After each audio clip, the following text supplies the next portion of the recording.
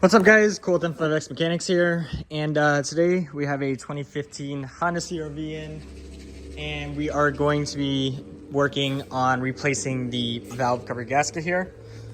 Apparently there's two different gaskets. They got one where you can just go ahead and replace the gaskets, and there's another model where you actually replace the entire cover itself. I'm not exactly what sure model I have, so I gotta kind of take some things apart before I can find out. But first and foremost, guys, we're gonna need to get this top cover off here. We got some 10mm bolts, so I'll take this cover off. I already removed this sensor. This was on here. Just went ahead, pushed this tab in, pulled that out. You can go ahead and pull this cover off. It is literally just clipped into place with a couple tabs like that. And that is covering our high pressure fuel pump.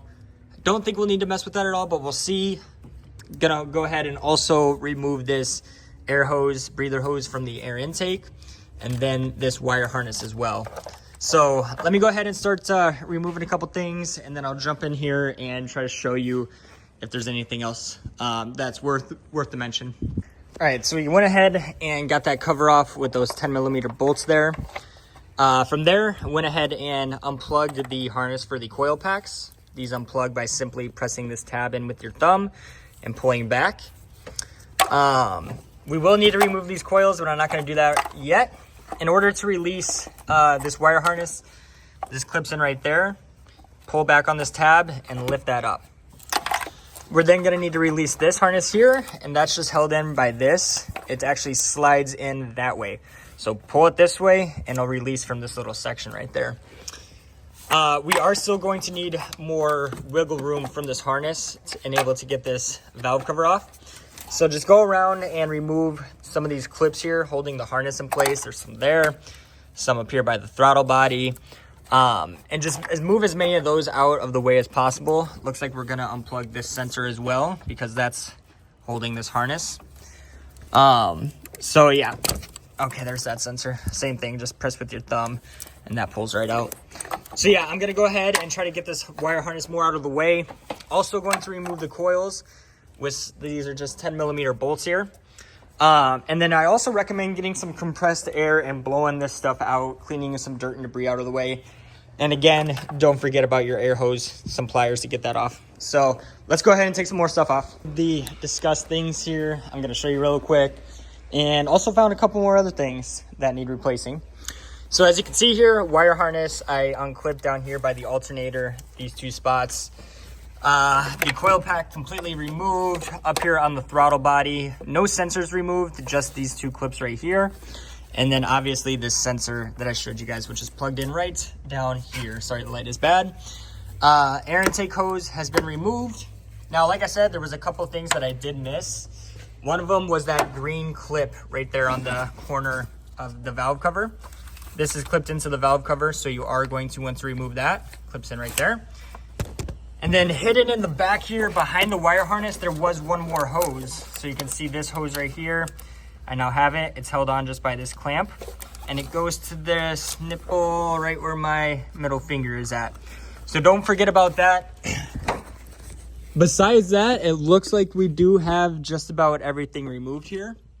So I'm gonna go ahead and start the removal process. Looks like it's just 10mm bolts all around here. There you can see some oil actually leaking. 10mm bolt right there, which is actually one of the studs. But yeah, I'm gonna go ahead and remove all those 10mm bolts, and we're gonna see if this valve cover is ready to come off. So hopefully we're good to go. We indeed got the valve cover off. So everything we did need removed was removed, and it did come down to just those 10mm bolts. One thing I will say is that it was very hard to work around this wire harness, so I am going to need to clear more space. I think I'm gonna go ahead and remove the terminal off the alternator right here, as well as this plug. And hopefully that'll give me the room I need, because you have to clear these cam gears. And it's very hard because, as you can see, the wire harness is very tight. So that's the only thing that I would mention, is that try to get even more slack than what I have now. We need, the maximum amount of slack in this wire harness. Besides that, the next step is obviously going around and cleaning the gasket surface. Be wary that you'll see some silicone here where the timing cover meets the block. You will need to clean that up and reapply new silicone. Also in these corners here, or these rainbows, it's a very hard spot to seal. It looks like there's 2 spots. I see a spot right there at the top, right where my finger's pointing, where you need silicone, and then again in this bottom corner. So yeah, that's the most important thing. Make sure those spots are extremely clean and dry, and you use a high quality silicone. So yeah, that's what I'm gonna work on right now, folks. I'm going to go ahead and clean up the surface.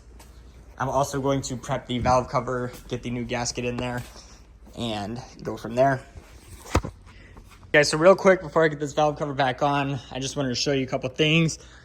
First and foremost, obviously gasket surface nice and clean, and then here you can see the dabs of silicone that we have where both the timing cover is meeting and then also in the back corners.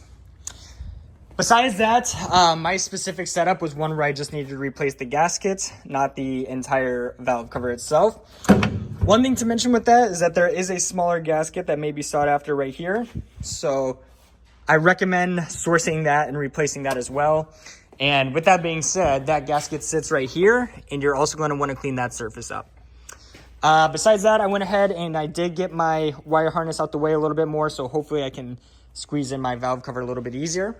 So let's go ahead and do that, and then we'll go ahead and bolt this thing back down. Pretty much a wrap on the Honda CRV valve cover gasket. Again, this one is a 2015 model year with the 2.4 liter.